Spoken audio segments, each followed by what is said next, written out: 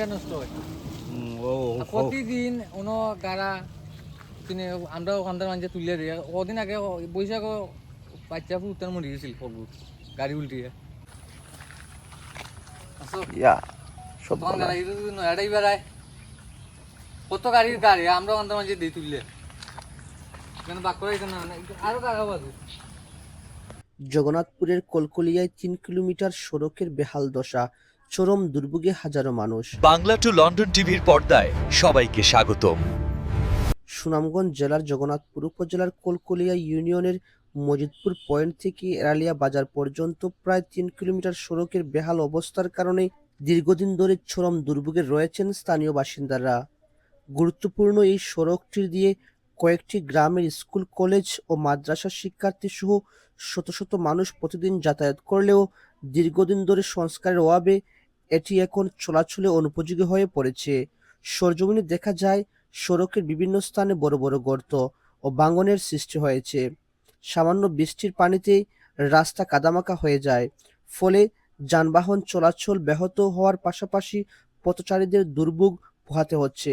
প্রতিদিন ছোট বড় দুর্ঘটনার শিকার হচ্ছেন সাধারণ মানুষ। স্থানীয়দের অভিযোগ, বারবার বিষয়টি সংশ্লিষ্ট কর্তৃপক্ষ জনপ্রতিনিধি নজরে আনা হলেও এখনো কোনো কার্যকর উদ্যোগ নেওয়া হয়নি। ফলে শিক্ষার্থী, কর্মজীবী মানুষ, ব্যবসায়ী, রোগী বাহী যানবাহন চলাচলে চরম ভোগান্তি দেখা দিয়েছে। প্রতিদিন তো ভাই গাড়ি উল্টিয়ে গাড়ি আমরা ওখানকার মানুষ তুলে দিই বুঝছো না অনেক নষ্ট হয় প্রতিদিন কোনো গাড়া কিনে আমরা ওখানকার মানুষ তুলে দিই কদিন আগে বৈশাখ বাচ্চা ফুটার মরে গেছিল সবু গাড়ি উল্টিয়ে বাক্কা দিন ধরি মনে বছর ঘুরে আওয়ামী লীগকে মাথা দেওয়ার পর থেকে কেউ ই কাহিনি তো চেয়ারম্যানের জীবনেও কিছু করছে না আর মেম্বার কিতা করতো মেম্বার তো ও আরো 15 বছর হয়ে যায় ঠিক আছে মেম্বারে করতো। এলাকাবাসী ক্ষোভ প্রকাশ করে বলেন, জনদুর্ভোগ দেখার যেন কেউ নেই।